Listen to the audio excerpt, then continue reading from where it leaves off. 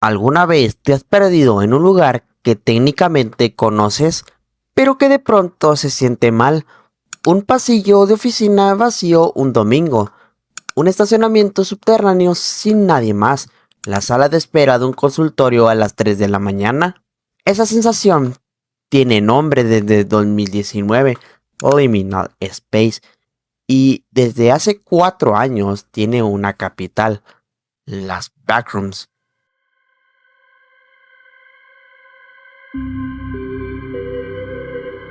En 2022, un adolescente de 16 años sube un video de 9 minutos a YouTube y sin saberlo, encendió una de las franquicias de terror más rentables de la década. Hoy, esa franquicia tiene 24 cintas, casi 200 millones de visitas combinadas y una película que en sus primeras semanas se convirtió en el estreno más grande en la historia de A24. Esto es Backrooms.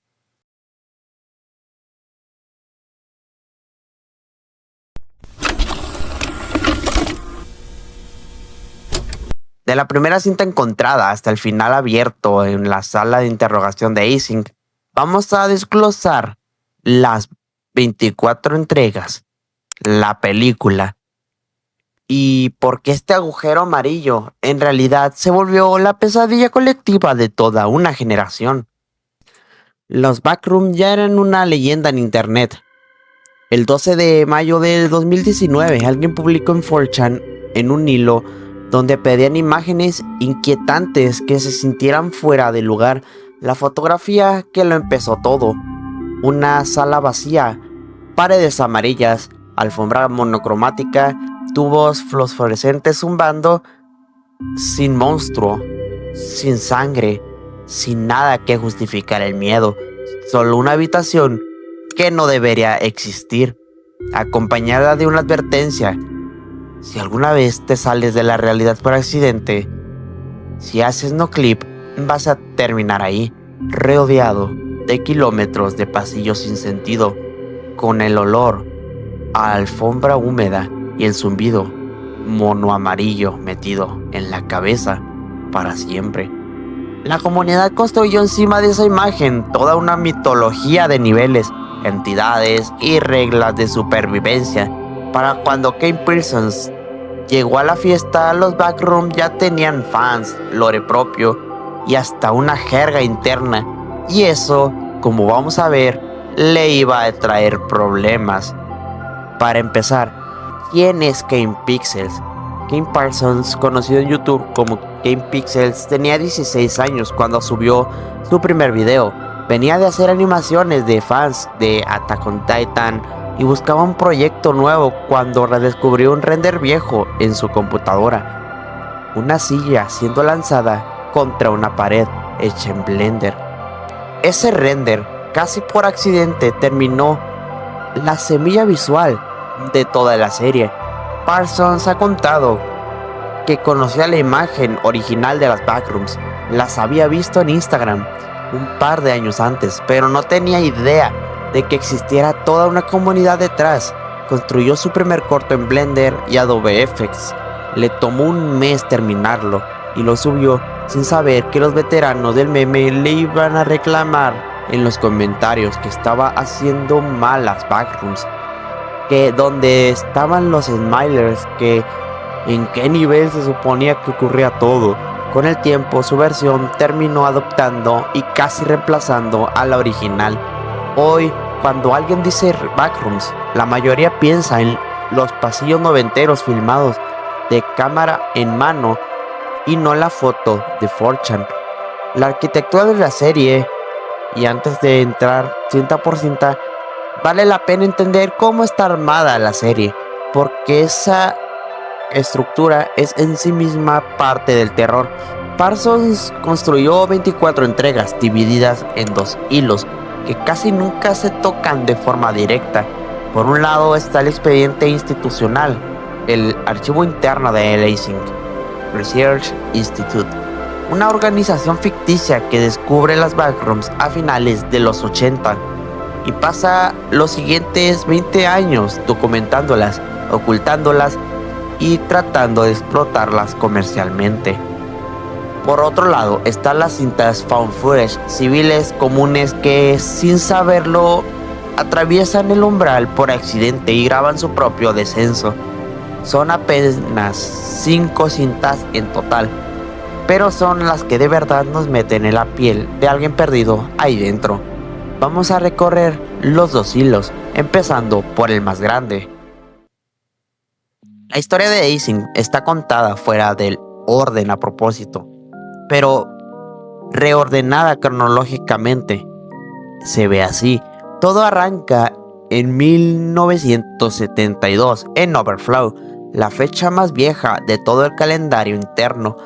Un sistema sufre una sobrecarga y un resplandor verde inunda el cuarto de máquinas. Es la primera grieta, años antes de que nadie entienda qué fue.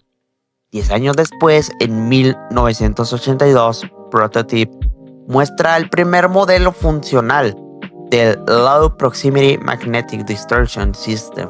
La máquina que, sin que Ising lo sepa todavía, está construyendo una puerta.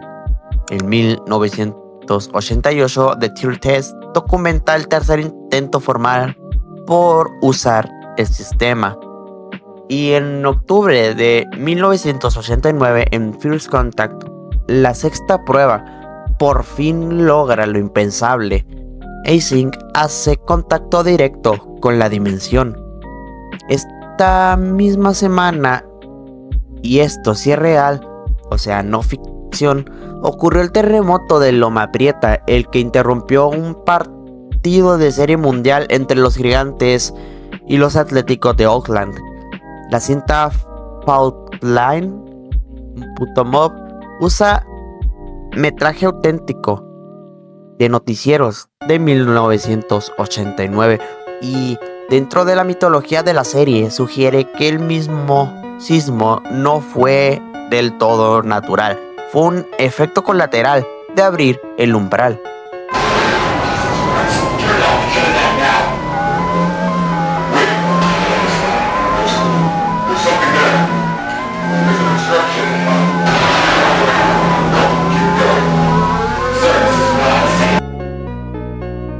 A partir de ahí todo se desmorona en cámara lenta. Missing Persons documenta cómo los reportes de desapariciones se disparan apenas se abre el umbral.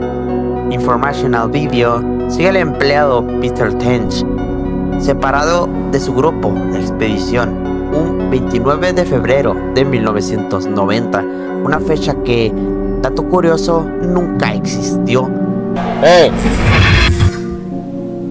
Porque 1990 no fue año bisiesto, ya sea error de producción o un guiño intencional a una dimensión donde hasta el calendario se rompe. Es el tipo de detalle que premia a quien presta atención. Autopsy Report diseca literalmente el cadáver hallado en Missing Persons. Motion Detected recopila grabaciones de cámaras con sensor de movimiento instaladas dentro del complejo en 1990.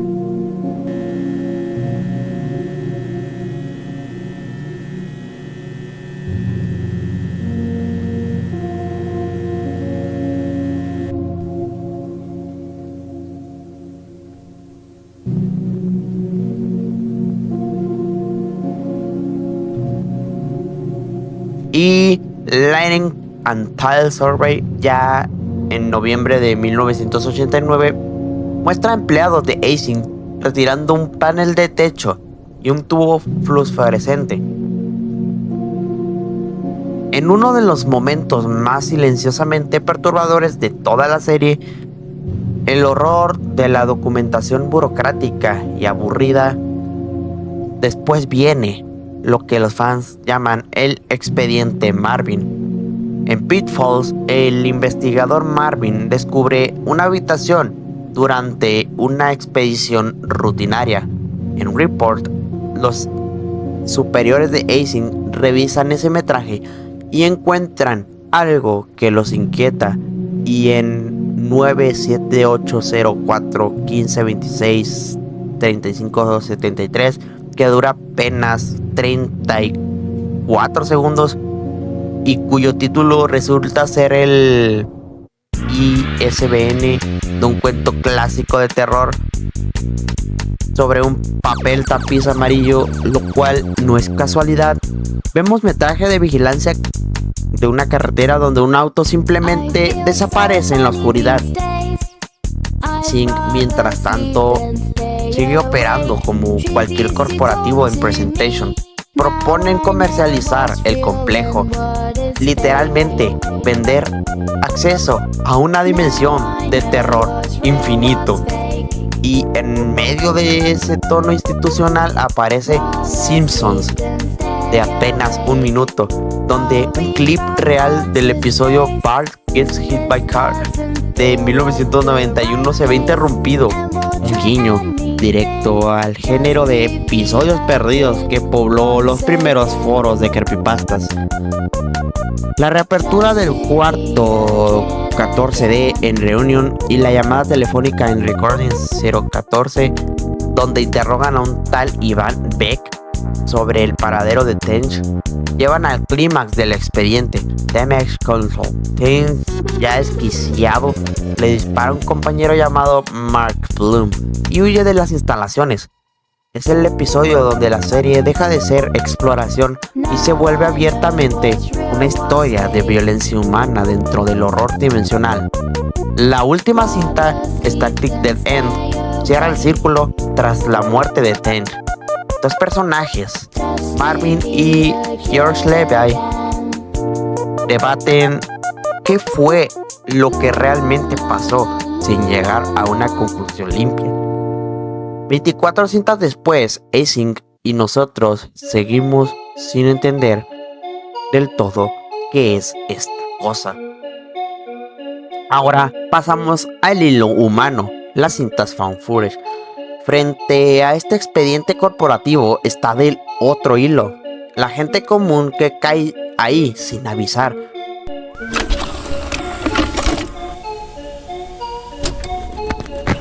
Sound, camera, Rolling. all right, and action.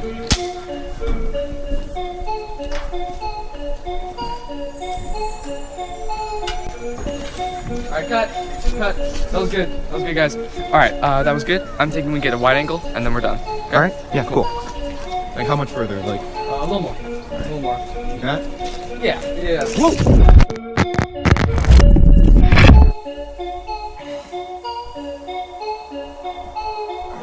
Todo comienza con la primera cinta de toda la serie, found footage, situada en 1991 dentro de la cronología. Un camarógrafo que filma un cortometraje atraviesa el piso por accidente y termina con el monstruo atrapando al camarógrafo. Justo cuando suelta la cámara, que cae de regreso a nuestro mundo en pleno cielo sin explicación, permite que la grabación sea encontrada. Ahora, la secuela directa, Mar 1190 Archive.tar, muestra un archivo digital con fotografías de gente que estuvo ahí antes que él. Meses después aparece Found Footage 2. Sigue a una mujer transportada a las backrooms tras investigar una anomalía en su propia casa con Home 27647.mob, funcionando como el prólogo de VHS doméstico antes del ataque. Y luego, casi 2 años después de ese episodio, llega la cinta más importante de todo este hilo, Found Footage número 3, publicada en septiembre de 2024. ¡Ay, coño, qué susto me ha dado, puto Arnold Schwarzenegger! Con 45 minutos de duración, más larga que la mayoría de cortometrajes profesionales, sigue un hombre llamado Raby que cae al investigar un ruido en su departamento. Es aquí donde la serie introduce por primera vez el concepto que 2 años más tarde se volvería el corazón temática de la película Lost Still Live. réplicas distorsionadas de personas reales que la dimensión recuerda mal y reconstruye con errores como maniquíes hechos por alguien que nunca conoció de verdad a esa persona. Ahora la pregunta es, ¿por qué funciona la serie? ¿Qué hace que 24 cintas hechas casi en solitario por un adolescente con software gratuito y sin presupuesto de estudio se convirtieran en un fenómeno de casi 200 millones de visitas? Primero, la restricción.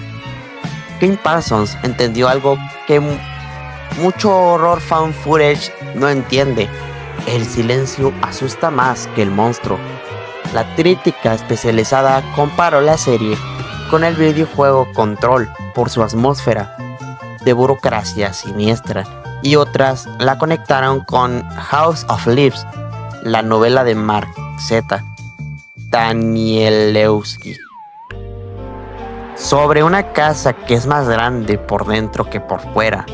Las Backrooms comparten con esa novela la misma obsesión, espacios que no deberían ser posibles, documentados por el lenguaje frío del expediente.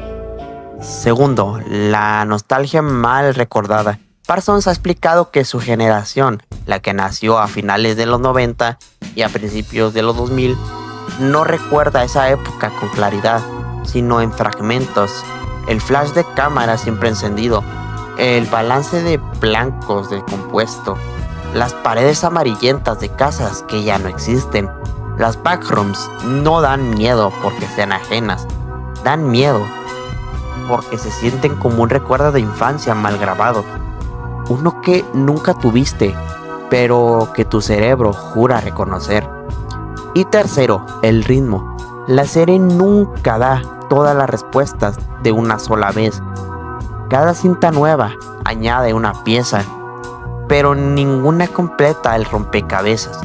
Es esa misma estrategia, dosificar el misterio sin resolverlo de todo. Es casi una palabra por palabra lo que terminaría definiendo a la película. Así que ahora pasamos al salto al cine. ¿Cómo diablos se hizo la película? En febrero de 2023, apenas un año después del primer video, A24 anunció que adaptaría las Backrooms a largometraje, con Kane Parsons dirigiendo su propio debut. Tenía 17 años cuando se cerró el trato, lo que convirtió automáticamente a Kane en el director más joven en la historia del estudio. El camino no fue lineal. El guión pasó de Roberto Patino a Will Sudik. El casting también cambió sobre la marcha. Christine Milioti estuvo en negociaciones para protagonizar, pero el acuerdo se cayó y el papel terminó en manos de Renat Reinsby. A su lado quedó Chiwetel Ejiofor como protagonista masculino, junto con Mark Duplass, Finn Bennett y Lukita Maxwell. El rodaje arrancó en Vancouver en julio de 2025, bajo el título falso Effigy, para despistar curiosos, y se entendió hasta agosto para recrear el complejo.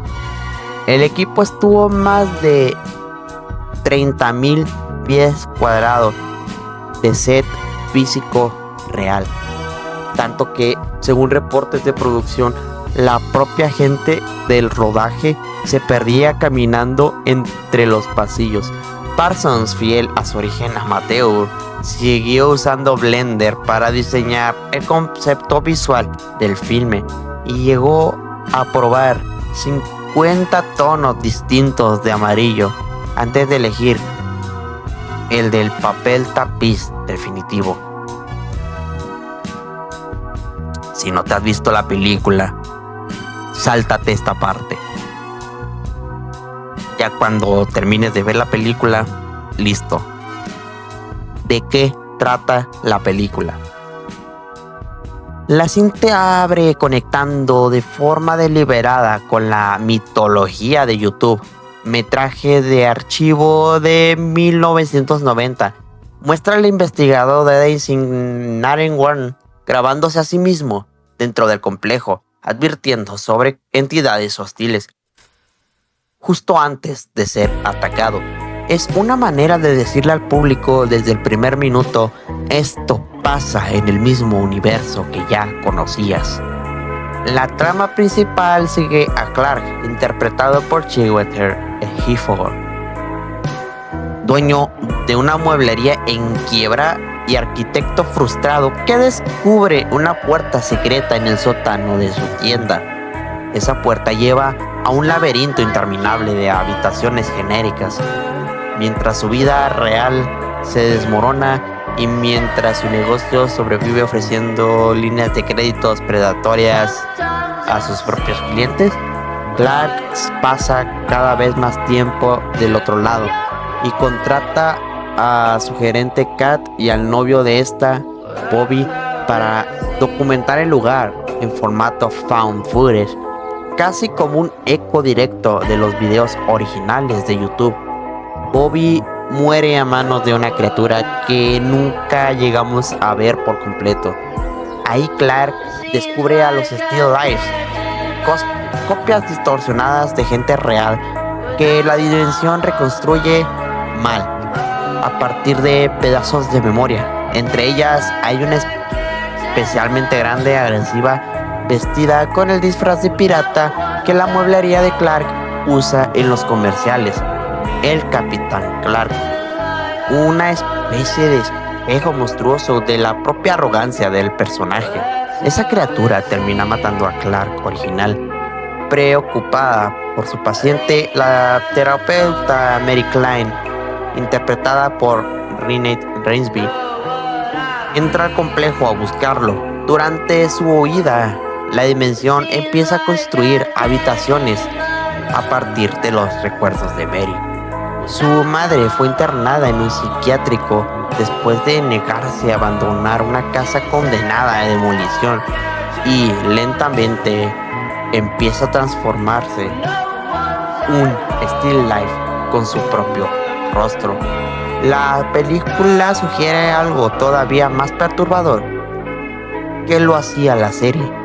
El complejo no recrea solo a Clark, te está reconstruyendo a ti, Mal, mientras sigues ahí dentro. Mary finalmente es rescatada, pero no por suerte. Un equipo de campo de Ising la intercepta y la lleva a sus instalaciones. Ahí la interroga Phil, interpretado por Mark Duplass, quien le revela a Ising originalmente fabricaba máquinas de resonancia magnética antes de tropezarse con las backrooms por accidente, y que la dimensión funciona como una especie de cámara de eco para la memoria humana, una memoria molecular del universo entero, donde nada desaparece del todo, pero todo regresa mal ensamblado. Phil nunca confirma si Mary podría irse algún día. La última imagen de la película desciende capa tras capa hasta mostrar una versión distorsionada de Mary, ya que atrapada para siempre en algún rincón del complejo. Parsons ha sido claro al respecto. Ese final ambiguo es intencional, pensado desde 2022 para abrir la puerta a una posible secuela. Y ahora, lo que conecta todo. Lo más importante de ver la serie y la película justas no son las referencias directas, aunque las hay, empezando por Ising como organización y terminando con el propio concepto de los Still Lives, que la serie ya había sembrado en el found footage 2 años antes del estreno. Lo interesante es que ambas obras parten de la misma tesis central, repetida con palabras distintas. Esta dimensión es la memoria defectuosa del mundo real. La serie lo dice con su estética, pasillos noventeros mal iluminados, grabados como si fueran un recuerdo familiar fuera de foco. La película lo dice con su trama. El complejo literalmente reconstruye habitaciones a partir de tus traumas y te clona. Mal a partir de tus propios recuerdos. Y hay algo más que conecta ambos proyectos: la negativa deliberada de Parsons a saturar de lore a nueva audiencia. Él mismo lo ha dicho en entrevistas: ahogar a la gente en mitología le parece una decisión creativa y responsable, algo que ve pasar constantemente cuando un creador independiente se vuelve mainstream y termina siendo contenido pensado solo para quien ya diseccionó cada cinta en foros especializados. Por eso la película toma prestado lo esencial: async, los still lifes, la atmósfera, sin elegir tarea previa. Funciona igual de bien para quien vio las 24 cintas 3 veces que para quien entra sin haber visto ningún solo segundo en YouTube. Ahora, los números al final hablan solos. Backrooms se estrenó el 29 de mayo de 2026 con un presupuesto de apenas $10 millones y recaudó más de 81 millones solo en un primer fin de semana en Estados Unidos. El mejor arranque en la historia de A24, superando por más del triple récord anterior. En cuestión de días superó los $200 millones a nivel mundial, convirtiéndose oficialmente en la película más taquillera de todo el catálogo de estudio. Kim Parsons, con 21 años, se volvió el director más joven en encabezar la taquilla en la historia reciente de Hollywood. La crítica respondió igual de bien, con una aprobación cercana al 90%, destacando sobre todo su capacidad para sostener tensión sin recurrir al sobresalto fácil. Quizás ahí está la verdadera lección del fenómeno Backrooms. No necesitaste un estudio ni un presupuesto de 20 años de experiencia para construir una mitología que terminó llenando salas de cine.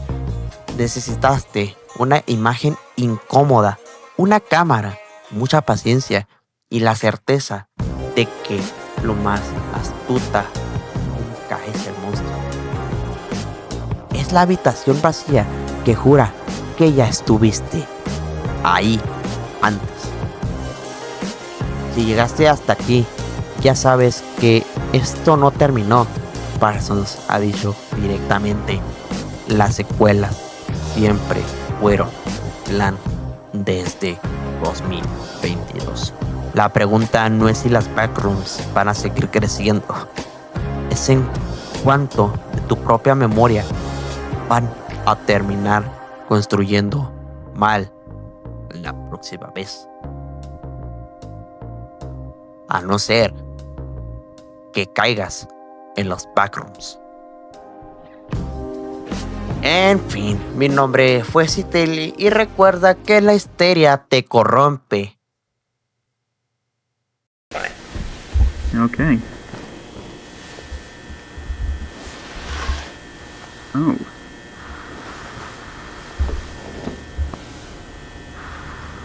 Oh, okay, you weren't kidding. This is interesting.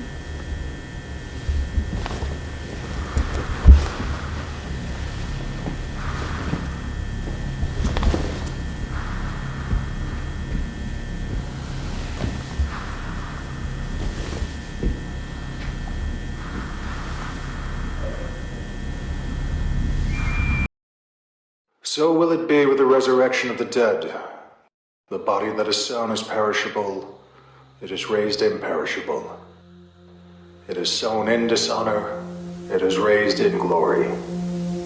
It is sown in weakness, it is raised in power.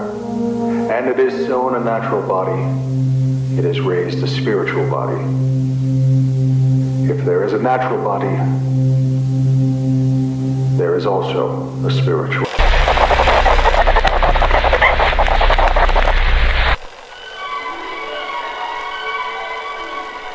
I'm going to tell you a story.